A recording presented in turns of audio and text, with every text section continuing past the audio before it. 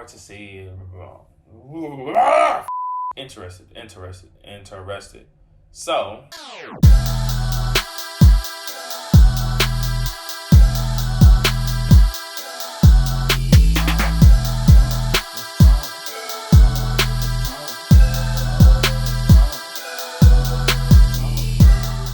Welcome back. I'm Nicholas Alexander Burke, and let's talk episode 1 of Ms. Marvel. Ms. Marvel is Disney's newest MCU show, which will feature 6 episodes. Its showrunner is Bisha K. Ali and stars Iman Vellani as Ms. Marvel. Since I will be reviewing each episode of this separately, this will be a recap. So I'll be talking full spoilers. And if you haven't seen episode 1 yet and you want my quick thoughts, just know that I really enjoyed this. I'm very excited to see where the series goes. It was very refreshing and creative, and I can't wait to see what Iman Vellani continues to do as Kamala Khan, aka Ms. Marvel. So go watch it and then come back to this video when you're done. Full spoilers ahead. I really liked this episode. Iman Vellani was really great in this role. This was my first time seeing any of her work, and she makes a very vibrant addition to the MCU. She brings me back to when I was in high school, and a lot of things in this show do that. The colors pop in this. The editing, the quick shots, and the way the camera is moving really gives you this sense that you're a teenager and life is just flying and rushing by you. The doodles, more than anything in this show, really hit home with me. I graduated with a degree in multimedia film and production, but when I was in high school, I was an artist, and to this day, I still draw these pictures on all of my notes, whether it was for school or work. You go through any of my notebooks and you're gonna see characters splashed out through all of it. This episode kicks off with Kamala failing her driver's test, and it's followed by this high budget, but made to look low budget, opening sequence that really illustrates Kamala's love for Captain Marvel and superheroes in general. We see her in school, and that's when we kind of realize that Kamala accepts herself for who she is, but that doesn't mean that she doesn't want to be more, whether that's more attractive, whether that's more popular, or whether that's a superhero. This has to be the most exciting part of the show for me, because I think it's a very human, relatable story that Marvel is going to tell.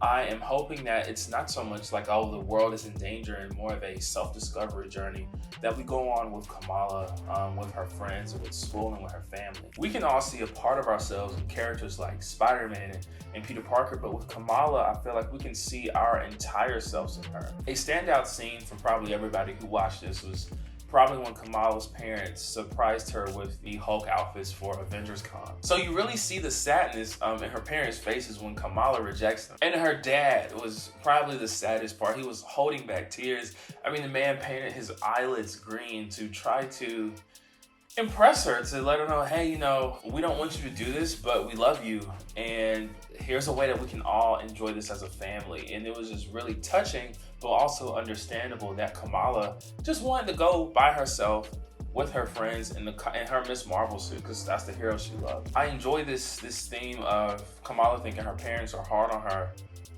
when they also really love her, and it's kind of hard for her to see that. It's very accurate to how families are in real life. Her parents are gonna ride for her. They may say, hey, you can't go to Avengers Con, but if she causes a car accident during her driver's test, they're gonna take her side in it. So it's really cool to see that. Let's talk about Bruno. Bruno is so whipped. He's so in love with this girl. This man went home after a long day, goes upstairs, and immediately gets to work on Kamala's photon gloves. He grabs the solder and starts working, which I didn't buy, because you would not have a solder on for that long in the day. Anyway, after Kamala makes her parents cry, he meets Kamala on the rooftop, and you learn in this short scene how much he cares for her as a friend, which I think is really important.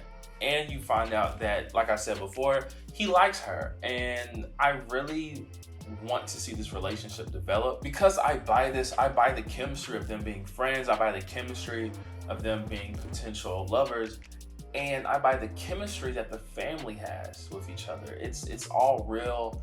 It feels genuine. It feels like you're not watching something that's scripted at all. And I'm trying not to say it this early because I've only seen episode 1, but this could be one of my favorite MCU shows on Disney Plus. And like my top two are Loki and WandaVision. So it's like, will this be number 3? Will this end up being number 2? Or even number 1? That's just how great of an episode this was. And it didn't have like these giant battles or high-flying action. It was just a down-to-earth episode of a kid in school. The show it's smaller, but it still intrigues you. And Iman Vellani brings you into this world through her perspective, and you don't want to leave once you're there. My only critiques in this episode probably had to be at Avengers Con. You have this giant Ant-Man head that it gets broken and starts going through the crowd, going through the con, destroying things, almost picking up more momentum as it's going through the con. But then you have Mjolnir, this giant Mjolnir, which I'm assuming is made out of a similar material that launches Zoe into the air. So either Zoe should have died, or this Ant-Man helmet should not have been able to cause as much damage as it did. But it's whatever, it's small stuff. But anyway, at the con is when Kamala puts on her bracelet, and it's almost, she's like, starts to see another dimension full of people with these glowing white eyes. A lot of people on the internet was thinking, oh, these may be some Inhumans. I don't think that's the case here at all. Even though Black Bolt was in an alternate universe in Doctor Strange 2, I don't think that we're getting Inhumans, at least in the way that we think we're going to get them right now. Kamala's powers, at least for now, come from the bracelet, and we haven't seen anything about Terrigen Mist that the Inhumans get their powers from. And I think the way her mom was reacting to the bracelet, and we know it's something that's been passed down in her family, I think the people that we're seeing are probably culturally important to her family rather than them being Inhumans.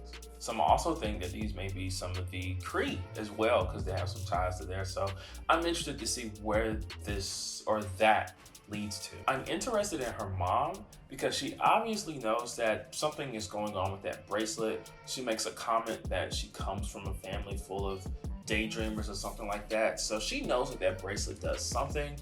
Interested to see how this plays out over time. And I'm interested to see if we're going to see Captain Marvel, which you can't make a Ms. Marvel show without having Brie Larson cameo in it. I'm wondering if we're going to see Monica Rambeau in this series too. There is a movie coming out called The Marvels, which will feature Ms. Marvel, Captain Marvel, and Monica Rambeau. So we shall see what happens there. Overall, I really enjoyed this episode. We also got a post-credit scene, and I think this guy from Damage Control is a Skrull, putting it out there. We shall see. Anyway, guys, I can't wait for the second episode to come out. Make sure you stay tuned this week to see my recap of that. As always, make sure you like, comment, subscribe, and share. And thank you so much again for watching.